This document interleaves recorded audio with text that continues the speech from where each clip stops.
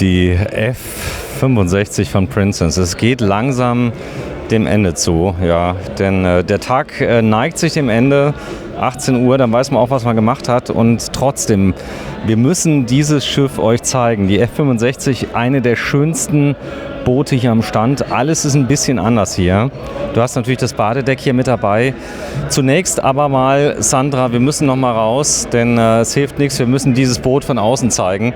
Denn man muss es gesehen haben, also wie die ganzen Dimensionen sind, die fließenden Formen, und das ist ja ein ganz wesentlicher Faktor, wenn du um das Boot herumgehst, ist diese wirklich Formensprache von dem Boot, die unerreicht ist. Also es ist wunderschön, oder? Ja, auf jeden Fall. Was gefällt dir gut daran? Du hast mir eben schon bei den Möbeln schon gesagt, alles ist organisch fließend. Genau, es sieht auf jeden Fall sehr sportlich aus.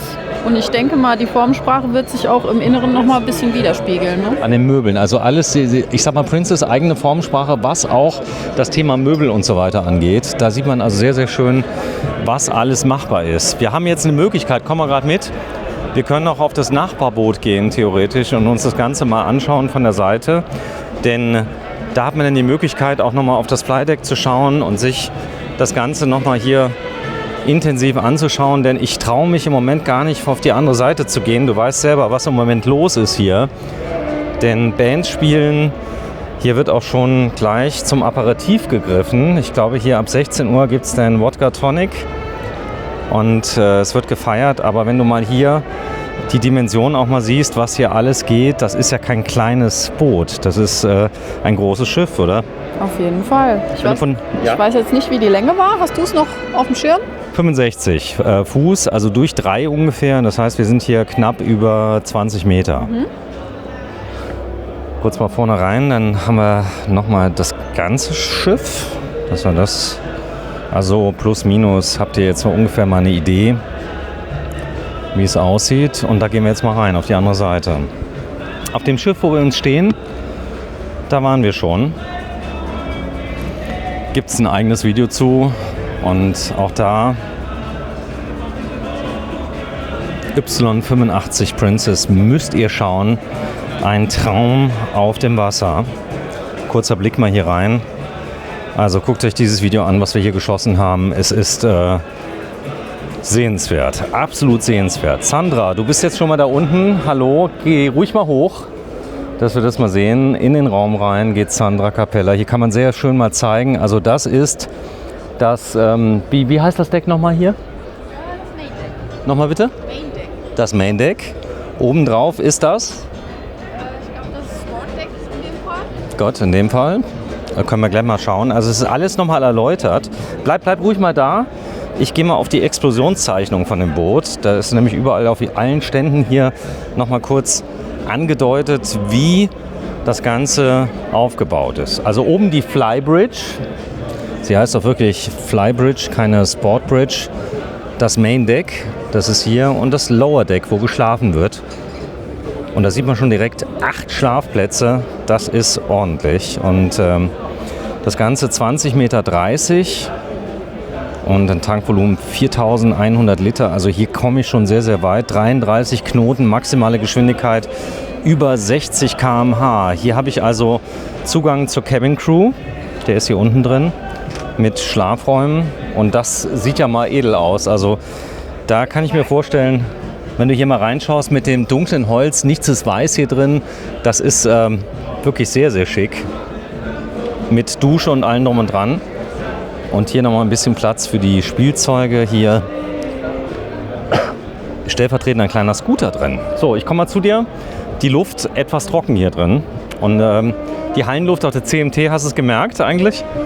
Eigentlich nicht. Ich habe es an den Augen gemerkt, dass die ein bisschen gerötet waren. Aber hier die Halle 6, muss ich sagen, eine der größten Hallen, die es gibt. Ich habe mich immer gewundert, warum sind diese Hallen so hoch? Jetzt weiß ich es. Hier werden Welten geschaffen. Das heißt, wir sind ja jetzt über allem. Guck mal, hier der Boden, der ist ja noch mal gute 10 Meter tiefer. Und da unten ist die Band, die spielt. Die Schiffe sind ausgestellt hier in Düsseldorf. Wir zeigen mal Sandra. Und Sandra zeigt uns mal ihren Lieblingsplatz hier auf diesem Schiff. Nämlich ist hinten über dem Schwimmdeck. Und dort wird dann zum Beispiel gefrühstückt. Da kannst du dich hinsetzen, kannst dann dein MacBook auspacken, für uns dann die Designs machen, während du auf deiner Yacht bist. Aber ich glaube, ich befürchte, wenn das soweit ist, dann wirst du keine Designs mehr für uns machen, sondern du... Wer weiß. Wenn ich im Lotto gewinne.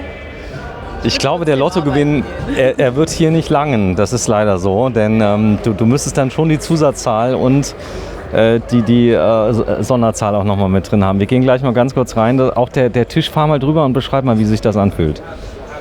Sehr holzig. Fühlt sich gut an. Es ist nicht wieder Teakholz, ne? Ja, es ist gar nicht so glatt, muss man sagen. Also vom Feeling her, du spürst das ganze Holz. Genau. Das ist Teak, ja, das ist Teak. Aber ich mag das. Holz ist was Feines.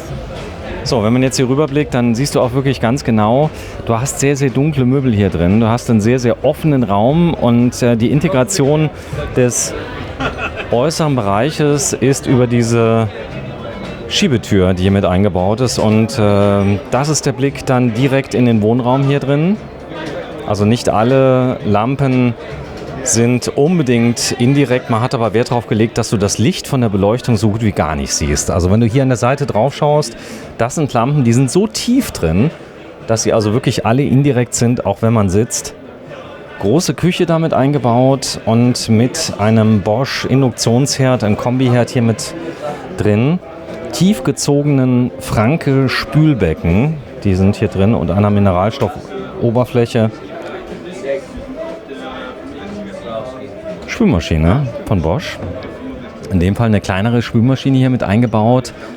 Du hast hier an dem Schiff hier wirklich ein Frischwasservolumen wie, ich sag mal, zu Hause, weil du hast die Möglichkeit, dir ein eigenes Wasser zu generieren. Du hast eine Entsalzungsanlage, du hast eine Wasserreinigungsanlage und hast dann deine eigene Wasserqualität mit an Bord. Dann hier die Öffnungen. Zeig bitte nochmal, wie das hier fixiert wird. Das heißt, du machst zu, drehst zur Seite und dann kann es nicht aufgehen. Okay. Und da siehst du schon hier Champagner. Ist das Champagner? Könnte sein, aber es ist wahrscheinlich nur ein Ausstellungsstück. Wir werden gleich mal eins machen. Das fühlt sich schwer an. Fühlt sich schwer an. Könnte was drin sein. Wahrscheinlich für den Eigner, der das dann kommt. Und ein Gefrierfach. Bitte mal nacheinander nochmal die Schubladen öffnen. Die hatten alle Pushlocks. Die oberste hast du schon aufgemacht. Genau. Also siehst du, da ist das Besteck drin. Nimm das mal in die Hand. Das ist ja wahrscheinlich dabei. Kommt mit dem Schiff. Fühlt sich schön an, oder? Auf jeden Fall. Ist hier gefüllt. Geht auch, also das aufzumachen ist schon schön. So, dann alles hier ist rausgefräst. Du hast also eigene nochmal Plexiglasständer hier mit drin, dass alles seinen Platz hat. Das kenne ich so oder so ähnlich auch aus den Luxuswohnmobilen wie Vario. Sehr geräumig, guck mal. Auch hier geht die Schublade fast bis zum anderen Ende der Küche. Das Schließen der Schublade übrigens viel einfacher, wenn sie befüllt ist. Also es ist wirklich unbefüllt immer ein Problem, weil wenn sie befüllt ist, hat sie mehr Masse, du kannst sie zumachen. Dann hast du hier eine Abdeckung, guck mal gerade die linke Seite, das könnte... Das ist wahrscheinlich der Müll, oder? Könnte Müll sein, könnte ein zweites Spülbecken sein oder das hier könnte auch... Nein, das hier könnte auch... ja, das hat einen Abfluss. Hat einen Abfluss mit drin, das könnte Eis sein, das du einfüllst. Okay. Vom Eismaker zum Beispiel. Du hast jetzt zentral einen Eismaker, der ist oben, da kannst du das Eis hier reinmachen und das Ganze ist nochmal isoliert. Dann hast du zwei Sitzgruppen. Du hast einmal hier unten eine große Dinette auf der Seite, die steht hier. Da ist die Dinette mit ausklappbarem Tisch und einer sichtlich zufriedenen Sandra, die sagt, okay, mache ich. Hier kann man, das ist natürlich ganz witzig, dann auch die Gläser abstellen, wenn ein bisschen Seegang ist oder hier, ich sag mal, du Gas gibst, das Boot ist ja sehr schnell, dann hast du eine Sicherung hier mit drin, aber eine riesen Möglichkeit hier was zu dir zu nehmen, zu essen und so weiter. Und dann darf natürlich auch nicht die Couch fehlen. Davon hast du gleich 2 Stück. Auf der Seite hier und auf der anderen Seite. Und es ist immer wieder ein Erlebnis, auf diesen Teppich zu steigen. Der hat einen soften Kern und federt so ein kleines bisschen nach. Das muss man selbst erlebt haben. Und ein Riesending sind wirklich hier diese tollen großen Scheiben, die ein Raumgefühl hier in dem Boot vermitteln, als wäre es doppelt, dreimal so groß. Ich komme mal langsam zu dir, dass wir einmal gerade die Perspektive mal tauschen. Steh ruhig mal auf, geh mal bitte auf die andere Seite und ich zeige euch mal, das ist der Blick denn auf den Fernseher, wenn er dann geöffnet wäre, der erhebt sich von der Hinterseite. Aber ganz ehrlich, du willst hier kein Fernsehen gucken hier in diesem Boot. Vielleicht Willst du auch mal rausschauen? Das ist der Blick dann auf die anderen Seiten. Überall hast du runde Formen mit drin, mit dunklem Holz in Verbindung mit grauem Stoffen auf den Sofas drauf. Und den Blick natürlich auf den Steuerstand, der vorne drauf ist mit einer geteilten Scheibe. Und einem Sofa, das gegenüber von dem Steuerstand ist. Und das benutzen wir immer sehr, sehr gerne, um die Sandra zu zeigen in ihrem künftigen Boot auf dem Steuerstand mit dem Führerschein See, den du bald machen wirst. Es gibt eine Fahrschule in Saarbrücken, da kannst du ihn machen. Echt? Mhm. Kannst du deinen Schiffsführerschein machen und wir zeigen ganz kurz nochmal hier was ganz Nettes. Das kannst du ausziehen. Ist das schwer oder geht das ein bisschen ziehen? Ja, mach mal bitte, weil ich das Mikro gerade habe. Cool. Und da kannst du das Notebook oder Tasse Tee oder was auch immer da drauf machen kannst. Ja, Steckdose hast du ja auch fürs Ladegerät. So, da unten, da ist 230 Volt USB-Anschluss mit drin. Dann hast du hier einen elektrischen... Kannst du? Oh ja. Da ist Technik drunter, ja. So, wir dürfen nie wieder filmen hier in diesem Stand, aber hier kann man ruhig mal reingucken. Also hier sind Relais drin, Anschlüsse und so weiter. Also da kannst du, wenn du irgendwas servitieren willst, nochmal ran. Mach nochmal zu.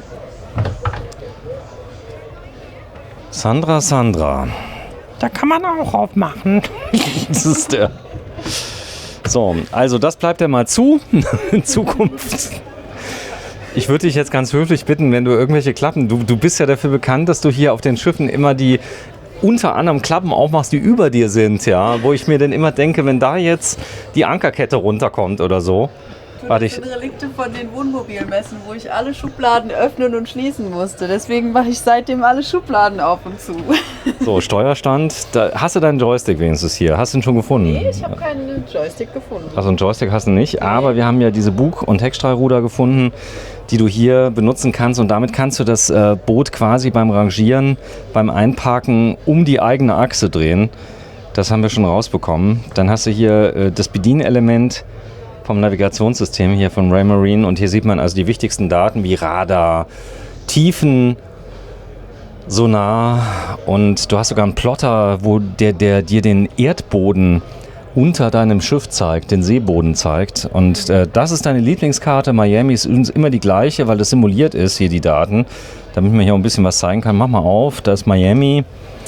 Rechts unten sind die Bahamas, siehst du? Bahamas mal rüber. Ja, können wir mal fahren. Also wenn du einfach mal bitte mal eingibst, da ist ein Waypoint. So, machst du eine Route. Also wir starten von den Bahamas und fahren in Richtung Miami, dorthin. Sag mal Place Waypoint und dann anschließend fahren wir nach Miami. So, jetzt kannst du, ist egal, mach mal Start. So, jetzt wird Route Follow. Ach, du stehst im Moment in Miami, fährst dann anschließend auf die Bahamas und fährst dann zurück. Genau. Genau, das macht Sinn. Also das ist so, und wenn du jetzt einen Autopiloten hast, dann kannst du sogar sagen, bitte fahr das automatisch. Dann steuert er wahrscheinlich automatisch, gibt automatisch Gas und weicht auch den anderen Schiffen automatisch aus, das weiß ich nicht. Was man weiß ist natürlich mit dem Radar, hier siehst du die ganzen anderen Schiffe, die bei dir auf dem Radar drauf sind, das ist ja praktisch, du siehst das Festland, die Berge und ja, du hast eigentlich alle Möglichkeiten, um Unfälle zu vermeiden auf hoher See. Ein Funkgerät hast du mit dabei, das ist auf deiner Seite, glaube ich hier, rechte Seite, guck mal gerade, irgendwo muss das Funkgerät sein. Nee, das Funkgerät. Das Funkgerät ist da. Guck mal hier, da ist das Funkgerät. Zeig mal. Also das ist praktisch das Seetelefon, mit dem du mit anderen Schiffen sprechen kannst, mit Hafen und so weiter. Es gibt da auch ein Notsignal und du hast natürlich hier 2 MAN-Motoren, die richtig Gas geben. 2 12-Zylinder hier mit drin, mit viel Power und die werden hier überwacht. Also da ist ein Telemetriesystem, wahrscheinlich auch wieder über CAN-Bus, die Daten werden übermittelt. Magst du mal runtergehen? Dann kann ich mal zeigen, das Ganze hat natürlich hier noch eine Sicherungseinheit hier mit drin. Das sind jeweils Sicherung und Schalter in einem. Das ist das Bedienfeld von der Klimaanlage. Das findest du so oder so ähnlich im ganzen Boot. Und hier jede Menge Sicherungen, Generator, der hier angeschaltet wird. Also das ist so ein bisschen wie beim Wohnmobil, die Zentrale. Das gleiche, nettes Detail ist natürlich so, dass alle Treppen hier nochmal hintergrundbeleuchtet sind und ja, wirklich ordentlich. Und dann gehen wir mal rein, bitte, hinten ins Schlafzimmer. Und das ist aber nicht das große Schlafzimmer. Das ist das VIP, die VIP-Cabin. Das ist quasi für deine beste Freundin, die Cabin mit der Aussicht hier auf der Seite. Also du hast nicht das größte Schlafzimmer, aber das mit dem spektakulärsten Ausblick. Dann gibt es für die Freunde, die du nicht ganz so lieb hast, ja. Was noch? Gibt es da ein Räumchen? Hast du schon auf Netflix geguckt? Hast du Netflix? Ja. Hast du schon geguckt, diesen einen Film mit Craig David? Ne, wie heißt er? Mit den, da wo der dieses Rätsel lösen müssen und alle sterben? Nee, ich glaube nicht. Oder nämlich mit der Yacht, mit der Yacht sind die da zur Insel gefahren. Glass House heißt das, glaube ich. Okay. Hast du nicht gesehen, das war Nummer 1 Film. Okay, werde ich nochmal schauen.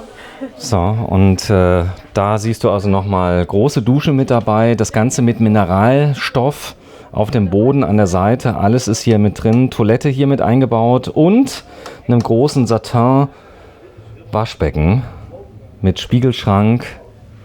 Bitte mal den Schrank öffnen, sei so nett. Den hier? Ja.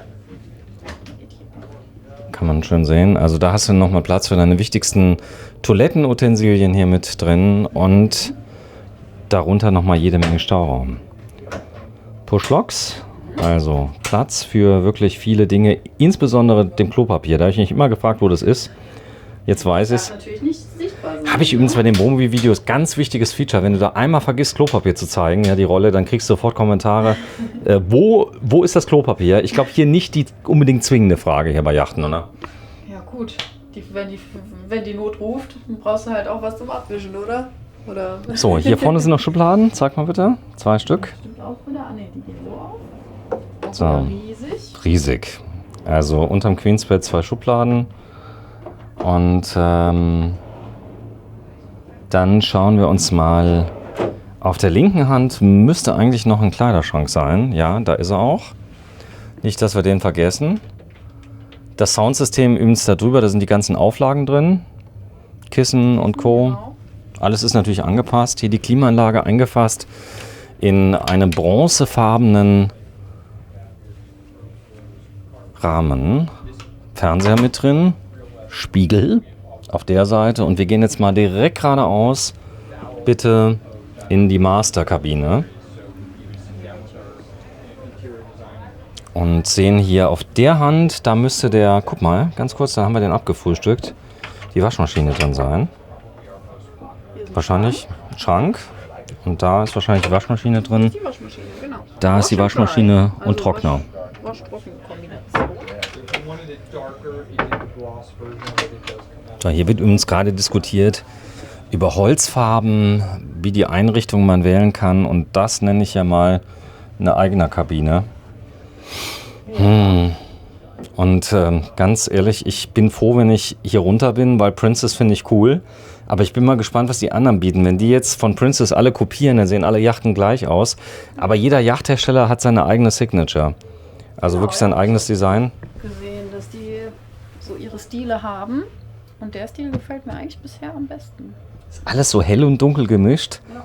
Aber alles sieht aus wie ein die Frage ist, wer kopiert jetzt von wem? Die Luxushotels von den Yachten oder die Wohnmobilhersteller von den Yachten und Luxushotels? Oder alles ist aber wirklich extremer Yachtbau. Und man nennt ja auch Wohnmobile, nennt man auch Landyachten. Und wenn ich mich jetzt hier mal hinsetze, in den Raum hier reinblicke, dann sehe ich quasi Ruhe, Entspannung. Es sei denn, das Office ruft an wieder mal. Und ich bin hoch beschäftigt, kann die Börsenkurse abrufen, aber vielleicht ist der ein oder andere auch mal drunter, der gar nichts mehr machen muss, Privatier ist und dann sagt, hier, ich lasse mal die Füße einfach mal baumeln. Fernseher hier auf der Seite, Klimaanlagensteuerung ist hier mit da drin. Die Integration des Fernsehers wirklich perfekt. Genau an der Stelle muss er sein. Und jede Menge Schränke auf der Seite. Bitte auch hier mal zeigen. Und Schubladen, Schränke. Wow, guck mal hier. Da war schon jemand dran. Und jetzt wissen wir auch, wie es geht. Siehst du? Wahrscheinlich einfach. Runter. Pushlock mit drin. Nee, Wahrscheinlich hat das die Messe schon nicht mehr überlebt. mach's nur mal zu. Weißt du, was sein kann? Warte mal ganz kurz. Wenn du mal gerade das Ding einmal runterdrückst, ja, dieses Push-Lock unten. Es könnte nämlich sein, dass das einmal oben sein muss. Und dann, hat sie überlebt. Aber ein paar Tote gibt es immer. Das ist so auf dem Messen. Aber das ist eine Kleinigkeit, wird eingestellt. So, geht über Push-Lock. Bitte einmal öffnen. Auch hier ein großer Schrank. Drunter hast du wahrscheinlich entweder Schubladen. Ja, riesige Schubladen, die sich komplett öffnen. Ich darf eigentlich diese Videos, ich hoffe, meine Frau entdeckt die nie. Ja, danach steigt die nie wieder im Wohnmobil ein, weil sie sagt, ich möchte mindestens ein Schlafzimmer haben, was so groß ist wie dieser Bereich hier mit dem Baldachin obendrauf. Schau mal hier, das ist auch nochmal eingefasst. Und natürlich einem riesengroßen Schlafzimmer angeschlossenem Bad. Wow. Guck mal, wir haben ja echt keine Riesenbreite hier. Wir haben es ja eben gesehen. Also wir sind, ich glaube, bei knapp 5 Metern hier. Aber wenn du hier reinguckst... Das ist riesig, ne? Geh ruhig mal rein. Unten eine Marmoroptik. Wir sind uns da übrigens beide noch nicht so ganz sicher. Ist es echter Marmor? Ist es Feinsteinzeug? Ist es eine Marmoroptik? Wir lassen das mal offen. Ich schätze mal, ist es Feinsteinzeug. In Marmoroptik. Aber es ist wirklich gut gemacht. Sandra. Mit Regendusche? Ich gehe mal gerade einen Schritt zurück. Lass die Tür mal offen und bleib mal da stehen, dass man mal sieht. Also bis 1,75 Meter groß, auch 2 Meter Typen und Frauen können da bequem drin stehen. Dann hast du hier die Toilette mit drin, Festhangtoilette und hier ein Waschbecken, in einer Waschbecken mit Hansgrohe Armaturen. Hier an der Seite hast du nochmal Stauraum. Wir tauschen mal gerade die Plätze. Ich schieße mal von der Dusche. Ich stehe auf und habe übrigens ganz interessant hier rechte Seite endlich mal einen Handtuchhalter, ja. Genau, weil der ist mir auch schon aufgefallen. Der ist natürlich, suche ich immer bei mir im Wohnmobil immer vergeblich. Und der Toilettenpapierhalter auf der Seite unten. Auffällig der große Spiegel, der den Raum hier mal gerade eben verdoppelt. Aber einen Spiegel brauchst du wenn du dich fertig machst. Kleiderschrank, das haben wir so oder so ähnlich schon gesehen.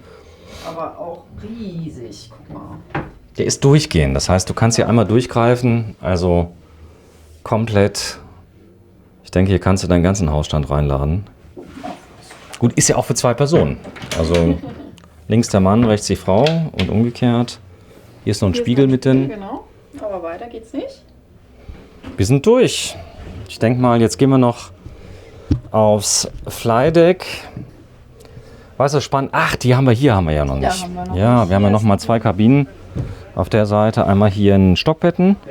Übereinander, 2 Stück. Also du würdest ja dann immer oben schlafen, wenn es darauf ankommt. Und hier unten noch ein Bett. Full Size, also hier 1,80 Meter mal ungefähr 70 Zentimeter müssen es ungefähr sein, aber ich denke langt. Und du kannst rausschauen hier aus dem Bett. Ja, wahrscheinlich eher für Kids hier, ne? Weil 1,80 Meter, wenn du schon 1,80 Meter bist. Also bevor ich nicht mitgenommen werde, ja, Schläfst du lieber hier. schlafe ich hier. Oder im Schrank. Aber es ist ausreichend. Warte, ich gehe mal raus. Kannst du auch schlafen. Wir können es ja gleich mal zeigen, wenn ich draußen bin. Im Schrank kann man auch schlafen, denn der ist riesengroß.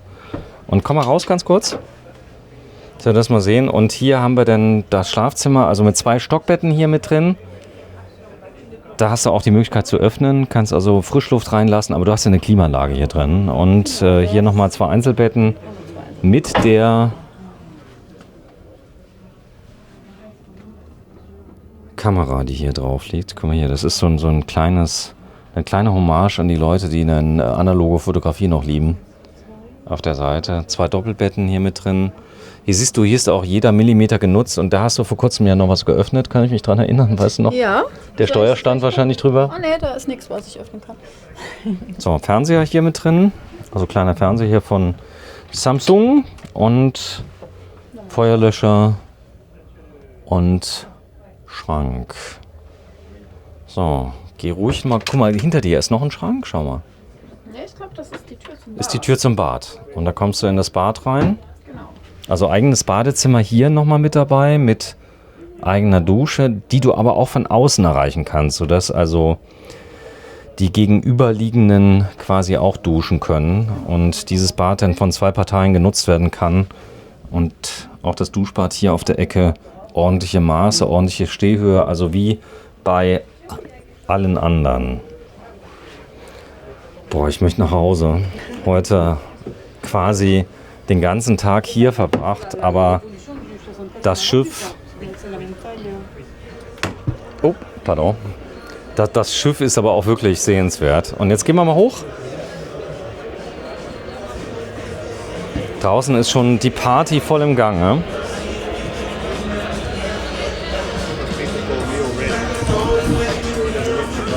Man hat ja auch gemerkt, also wie viel das ausmacht, wenn man jetzt ganz unten ist. Hier unten ist voll die Party, hier wird schon ein bisschen gefeiert. Und dann am Ende des Tages kannst du hier verweilen. Sandra, kannst den Ausblick genießen hier vom Flydeck. Merkst du, nach 3 Tagen fallen dir die ganzen Wörter auch auf einmal alle ein. Das ist nochmal das Main Deck, das Flydeck, das Lower Deck. Achtern. Bitte, was sagst du? Du bleibst das da liegen, oder? Ja. Schönes Designelement sind hier die Lampen. Die dürfen natürlich auch nicht nass werden. Hier hast du einen kleinen Ablauf mit drin. Hier kannst du immer mal regnen oder irgendwas reinregnen. Und die Lampe, die kann man versenken und drehen. Das ist ein Einblick hier nochmal auf das komplette Flydeck mit natürlich einem eigenen Steuerstand, der hier mit dabei ist. Der darf auch nicht fehlen, denn von hier oben will man natürlich am liebsten steuern. Du kannst dich ruhig nochmal gerne hinlegen. So, das ist Sandra. Das könnte also auch nochmal ein Startbild sein. Du, ich hätte so viele Startbilder hier. Ich weiß gar nicht mehr, wo ich anfangen soll. Denn jede Etage hat was eigenes Tolles. Hier vorne Sitzgruppe für bis zu 12 Personen. Hier auf der Seite mit drin. Und Tisch auch, der ist wieder einklappbar. Let's go in front. Und wir mogeln uns mal ganz kurz hier durch, dass wir mal kurz an den Steuerstand gucken können. Der ist hier und da hast du einen kompletten Steuerstand, kannst allerdings so ein bisschen nochmal aufs Vordeck sehen. Und das ist natürlich noch nicht so ganz das Fly, aber ganz ehrlich, also wenn du hier sitzt und steuerst und dann hier vorne rausblickst, dann denkst du dir auch, okay, ich hab's gepackt, oder? Auf jeden Fall. Tolle Aussicht. So, wir sind durch. Also Steuerstand, eine Kopie nochmal wie unten mit einem tollen Ausblick. Linke Seite haben wir auch schon gefilmt, die F45. Da waren wir schon überall. Und die rechte Seite, da ist dann nochmal eine Lounge, wo du dich hinfläzen kannst. Wir können uns auch beide nebeneinander setzen. Du da in die Ecke, ich sitze hier und mit dem Blick lassen wir uns dann den Wind durch die Haare wehen. Wäre ich doch nur noch mal 30 Jahre jünger, ja, dann wäre ich quasi Millionärssohn, kannst dir vorstellen, hätte die tollsten adeligen, was weiß ich. Aber ich glaube ganz ehrlich, dass ganz viele, die diesen Sport betreiben, auch wirklich hart gearbeitet haben. Vielleicht, weil viele dann auch sagen werden, ja, wie kommt man denn zu Geld? Das sind meistens Unternehmer, die hohes Risiko auf sich genommen haben, vielleicht viele Mitarbeiter haben und sich sowas einfach mal gönnen. Und dann gibt es noch was anderes. Wenn du das Kapital hast, ja, dann gibt es ja noch eine andere Möglichkeit. Du kannst es verchartern. Wenn du das mal kurz beschreibst. Ja, du kannst dein Boot anderen Leuten zur Verfügung stellen und dafür Miete verlangen, ne? Wenn du es ordentlich natürlich vermietet hast, also zum Beispiel vom Preis von bis zu 100.000 Euro pro Monat, hängt von der Größe ab, dann kann man sogar bei Vollvermietung Geld verdienen. Du kannst auf jeden Fall drastisch die Kosten senken und das machen fast alle. Auf jeden Fall. Ja, ist auf jeden Fall eine gute Möglichkeit, wenn man das Boot nicht das ganze Jahr über nutzt und wenn es leer stehen würde, kann man damit nebenbei noch Geld verdienen, ne? Überall Boote, links, rechts. Wir werden morgen weiterdrehen. Bist du noch fit? Ach, heute bin ich schon ein bisschen müde, aber morgen starten wir wieder fit. So, ich habe meine Rolex ausgepackt. Warte, ich zeige sie mal gerade und die zeigt die Uhrzeit an. 17:44 Uhr. Ich denke, wir machen Feierabend hier. Da ist übrigens noch die Grilleinheit, wo ihr gerade steht. Die muss man auch gesehen haben. Natürlich auch dieses Schiff verfügt über einen Außengrill. Und vielleicht kannst du das gerade noch mal ganz kurz anheben. Dann können wir es gerade noch mal zeigen, wie das beschaffen ist. Fließende Formen hier mit drin und hier den Außengrill auf der Seite. Und komm, wir gehen. Wir lassen die Leute mal schön in Ruhe. Könnt ihr uns übrigens euch auf ganz vielen anderen Videos anschauen. Wir haben, glaube ich, überall den Außengrill gezeigt. Hier wird jetzt gefachsimpelt und auch schon gefeiert. Das ein oder andere Weinchen wird hier getrunken. Und auch mal ein Champagner wird da gereicht oder ein Prosecco hier auf der Boot 2023. Und die Technik-Daten, ich sage euch nochmal, wie das Ganze heißt. Es ist die, Sekunde bitte, F65, ja, Länge von 20,30 Meter und das Ganze mit 2x 1200 Horsepower. So, und für 8 Gäste und die Crew. Vielen Dank, Sandra. Bis zum nächsten Mal. Abonniert German Television. Drückt auf die Abo-Taste, denn nur so können wir gewährleisten, so tolle Videos zu machen. Danke fürs Einschalten. Ciao.